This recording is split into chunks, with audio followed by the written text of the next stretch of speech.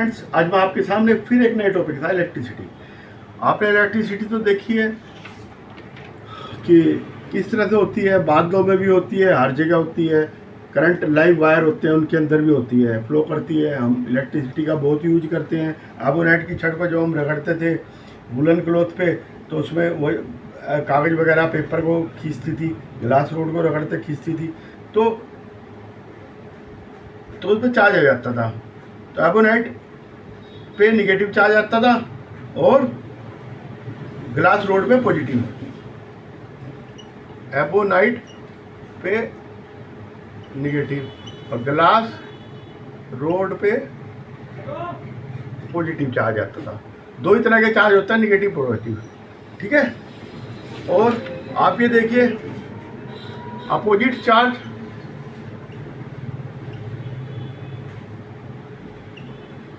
Attract करेंगे और जो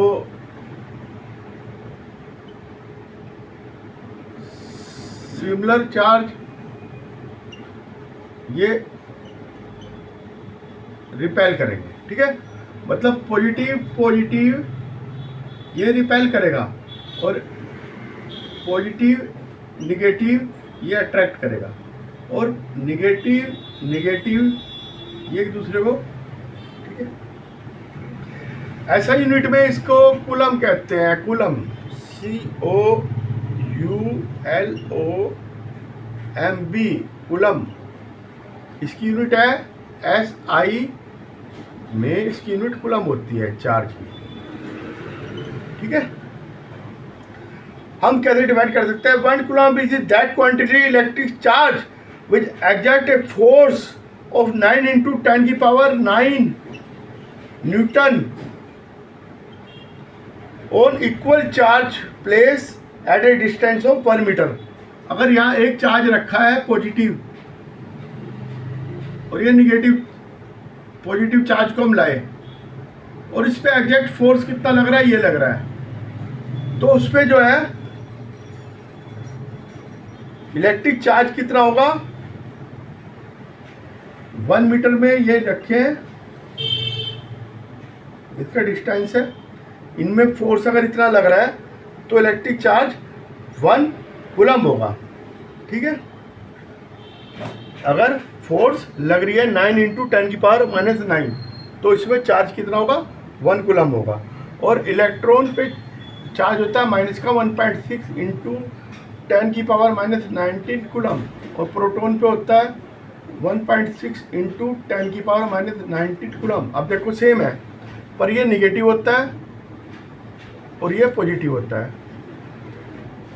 ठीक है। क्लियर? और आप ये देखिए 1 कूलम में 6.25 इंटू 10 की पावर 18 इलेक्ट्रॉन होते हैं, ठीक है। 6.25 10 की पावर 18 इलेक्ट्रॉन एक कूलम में, ठीक है। अब ये एक होता है कंडक्टर, एक होता है इंसुलेटर। ये करंट पास करता है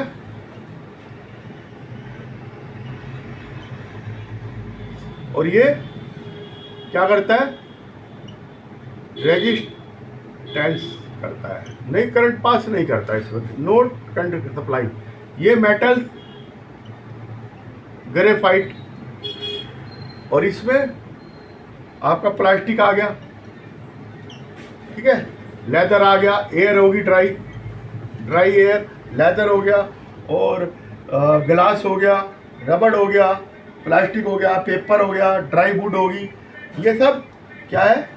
माइका होगी, कॉटन होगी, ये सब के सब कोई करंट पास नहीं करते, तो ये इंसुलेटर हुए, ठीक है। तो ये कंडक्टर में क्या होता है? इसमें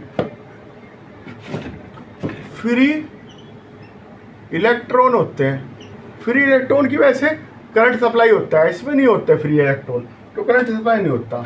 अब इलेक्ट्रिसिटी होती है स्टैटिक, नंबर 1, और नंबर 2 होती है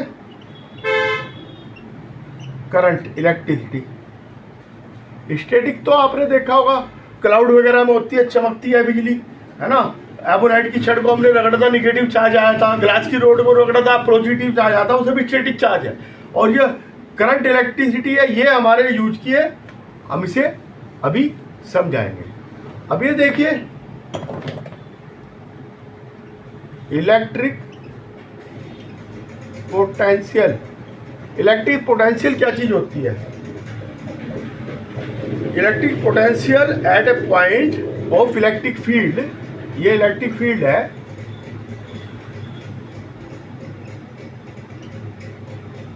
ये पॉइंट है, ठीक है, ये पॉइंट है।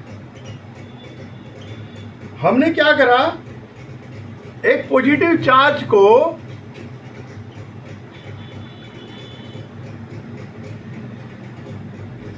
इनफाइनाइट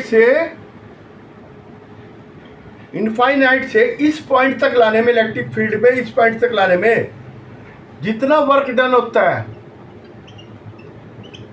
ठीक है, इसे मूवमेंट करने में, इस पॉजिटिव चार्ज को लाने में, उसे इलेक्ट्रिक पोटेंशियल कहते हैं, ठीक है। इलेक्ट्रिक पोटेंशियल और potential difference is equal to work done upon quantity of charge. अगर यूनिट चार्ज है, अगर ये 1 है और ये भी 1 है, 1 जूल और 1 कूलम, तो ये 1 वोल्ट होगा, ठीक है। अंडरस्टैंड? ये बहुत बड़ा इजी है, कोई दिक्कत वाली बात नहीं है। तो V equal to W upon Q, ये फार्मूला आ गया, इसे हम यूज करेंगे, ठीक है।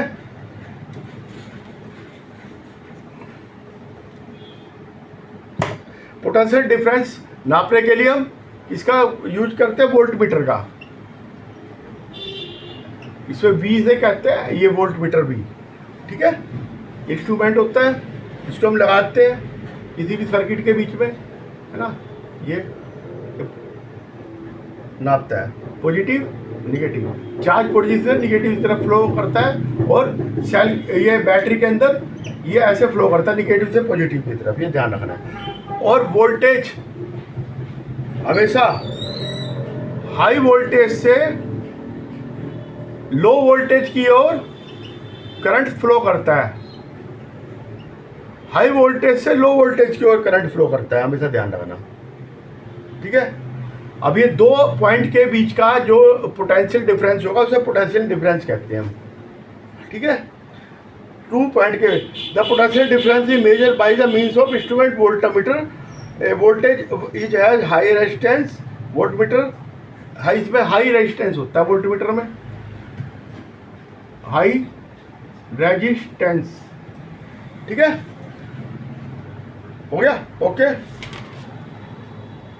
अब आ जाओ इलेक्ट्रिक करंट।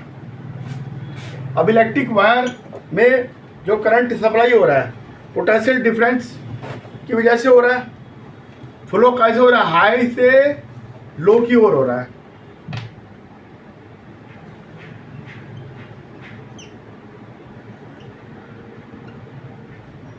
ठीक है। From the higher potential to lower potential, है ना। हाई पोटेंशियल से लोअर पोटेंशियल की तरफ करंट का फ्लो हो रहा है, ठीक है। Difference between the two and, है ना, difference between the end of the wire तो मेक द इलेक्ट्रिक चार्ज और current is flow in wire, ठीक है। इलेक्ट्रॉन होते हैं, ये फ्लो करते हैं, ठीक है। Electric current is flow of electric charge, card electron, electric charge होते हैं, वो फ्लो करते हैं, ठीक है। तो I equal to Q upon T, पर सेकेंड जितना चार्ज फ्लो होगा उसको करंट कहेंगे, ठीक है। पर सेकेंड जितना चार्ज फ्लो होगा उसे करंट कहेंगे।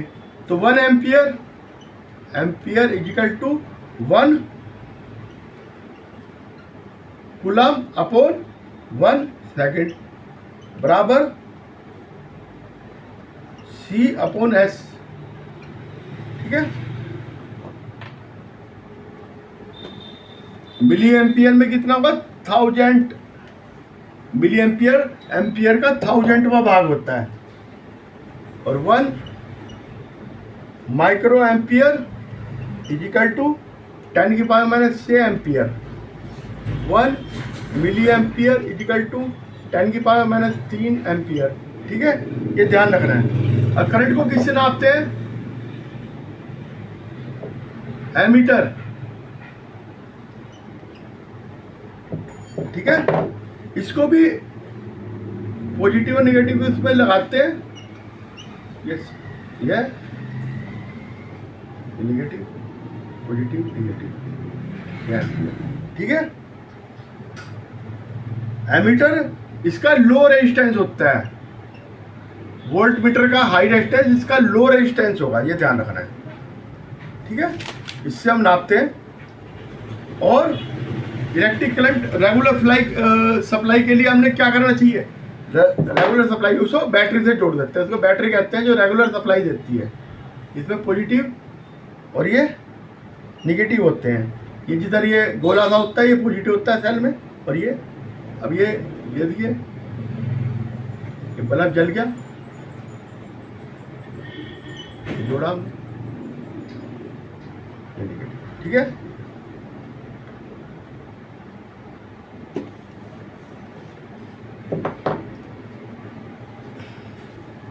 है ना। कंटिन्यूअस के लिए टर्मिनल का वो करते हैं। ठीक है, conductor. Common source of potential difference voltage होती है, बैटरी की voltage, potential difference voltage. Direction of current. अब डायरेक्शन ऑफ करंट अर्ली हम जानते थे कि पॉजिटिव चार्ज से निगेटिव की तरफ चलता है, लेकिन वो सही है। अब सर्किट है, एक सर्किट लग रहा है,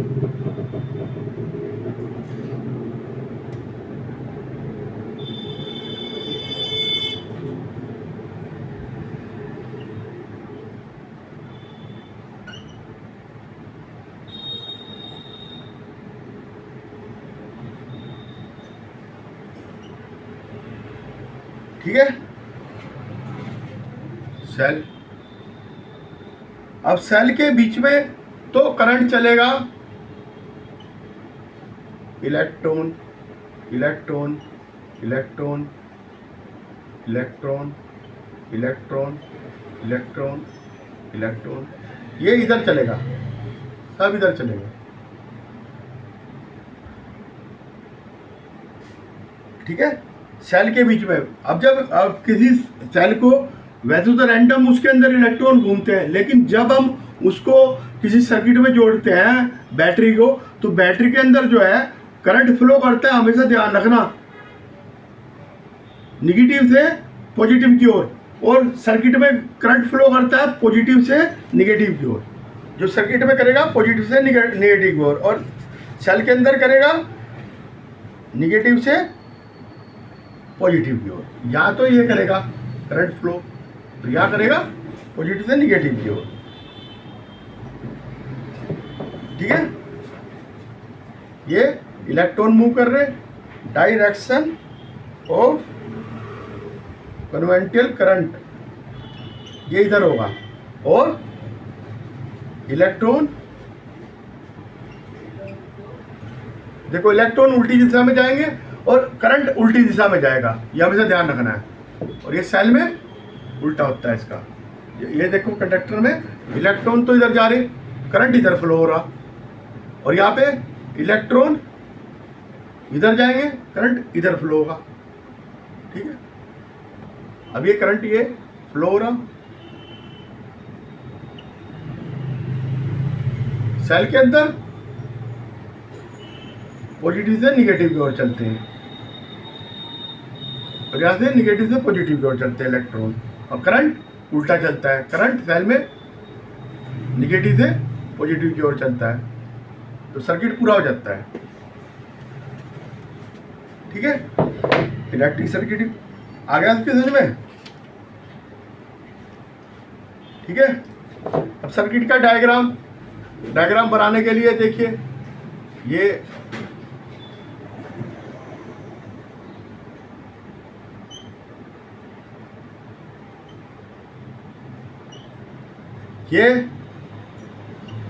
क्लोज सर्किट है, इसमें सेल भी हम जोड़ देते हैं, ठीक है, क्लोज सर्किट। और इसे अगर हम ये ऐसे दिखाएंगे, बल्ब नहीं जलेगा, ये ओपन सर्किट है, ठीक है, ओपन क्लोज, ये ध्यान रखना है। अगर हम इसके बीच में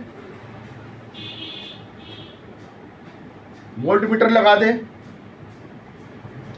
यहाँ पर ये वोल्टेज शो कर देगा पॉइंट की, ठीक है। तो हम इस तरह से इसको कर सकते हैं, ठीक है। आज के लिए इतना ही, और मैं आपको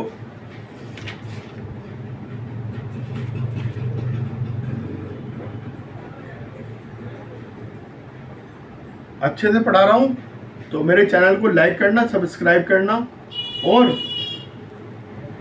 आगे सप्लाई भी करना। कहीं अपने आप पढ़ते रहो, दूसरे को नहीं। विद्या जितनी बांटो उतनी, जितनी हम डिस्कशन करेंगे, जितना हम पढ़ेंगे, जितना हम दूसरे को पढ़ाएंगे, उतना ही, क्योंकि समझाने पे विद्या ज़्यादा बढ़ती है और अपने में वो करने पे। अब ओम लाभ पढ़ा रहा हूँ मैं आपको, ये लास्ट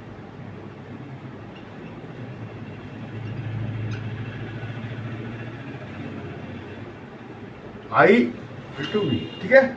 ओम लॉ जो है ये कहता है कि करंट पोटेंशियल डिफरेंस के डायरेक्टली प्रोपोर्शनल होता है और कांस्टेंट टेम्परेचर पे, ठीक है। तो V ऐसे भी लिख सकते हैं, V equal to RI multiply, ठीक है, और V upon I equal to R ऐसे भी लिख सकते हैं, और V पोटेंशियल डिफरेंस और I करंट, R रेजिस्टेंस। लेकिन टेम्परेचर कांस्टेंट होना चाहिए, यानी कि टेम्परेचर बढ़ा दिया आपने, ठीक है। Potential difference upon current equal to वो, ठीक है, V upon I equal to R, ठीक है। The potential difference applied between the end of a conductor and current flow through the it is constant quantity का resistance कहते हैं उसको, है ना। पोटेंशियल डिफरेंस वो potential difference applied between the two end. अब ये दो एंड है ना, इस पे पोटेंशियल डिफरेंस जो होगा, दो एंड और करंट कांस्टेंट होना चाहिए, और जो उसके बीच में करंट फ्लो होगा वो एक कांस्टेंट होगा, उसको हम रेजिस्टेंस कहेंगे R। The current is directly proportional to the potential difference, और current is inversely proportional to the resistance.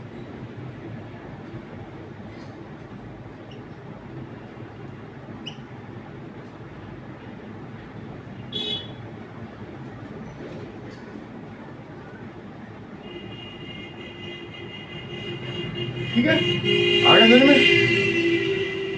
If the potential difference end of the conductor is double, अगर potential difference double कर दिया तो current भी double हो जाएगा, ठीक है। और पोटेंशियल डिफरेंस इज हाफ, अगर पोटेंशियल हाफ करा तो करंट भी हाफ हो जाएगा, ये ध्यान रखना है। और अगर रेजिस्टेंस हमने दुगना कर दिया तो करंट घट जाएगा, आधा हो जाएगा। और ये आपको देखना है, रेजिस्टेंस ऑफ ए कंडक्टर, ये मैं आपको V अपॉन I बताया था, और रेजिस्टेंस की जो हम नापते हैं उसे ओम में नापते हैं, ओम, ये निशान ओम कहते हैं रेजिस्टेंस को, ठीक है। Resistance equal to potential difference upon current, resistance equal to potential difference upon current, ठीक है, V अपॉन I। हमेशा ध्यान रखना है, ठीक है। अगर रेजिस्टेंस ऑफ कंडक्टर डिपेंड, और ये किस पे डिपेंड करता है, thickness and nature of the matter and temperature and condition, ठीक है। जितना मोटा तार होगा उसका रेजिस्टेंस उतना ज़्यादा होगा, जितना पतला तार होगा उसका रेजिस्टेंस उतना कम होगा, ठीक है। A long wire is has more resistance and short wire has less resistance. Long wire high resistance. आप देखिए ये तारें आती है हमारे इलेक्ट्रिसिटी की, तो उसमें क्या वोल्टेज घट जाता है, तो उसमें ट्रांसफार्मर जगह जगह लगाए जाते हैं जो स्टेप अप होते हैं, उसे वोल्टेज को बढ़ाते हैं। और शॉर्ट वायर लो रेजिस्टेंस, छोटी वायर होगी तो रेजिस्टेंस कम होगा, ठीक है। Thick wire has less resistance with the thin wire, और थिक होगा, मोटा तार होगा तो लेस रेजिस्टेंस होगा, और थिन होगा तो मोर होगा, है ना। तार पतला है, ये मोटा है वायर, और ये वायर पतला है, इसका रेजिस्टेंस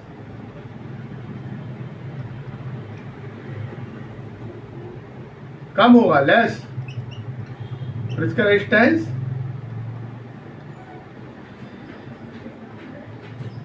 ग्रेटर। और अगर तार लंबी है तो रेजिस्टेंस मोर, और तार छोटी है रेजिस्टेंस लेस। ये एक दो बातें ध्यान रखना बस, और बस ये ओम लॉ हो गया। और बस आज के लिए इतना ही। आप इलेक्ट्रीशियन तो बन ही गए आज, ठीक है। इसे थोड़ा मनन करना है, पढ़ना है, और आप इस तरह से ही कोऑपरेट किए। सब्सक्राइब कीजिएगा, चैनल को लाइक कीजिएगा, और एक दो बार इसको देखिएगा तो आपको अपने आप समझ में आ जाएगा। Okay bye, best of the luck.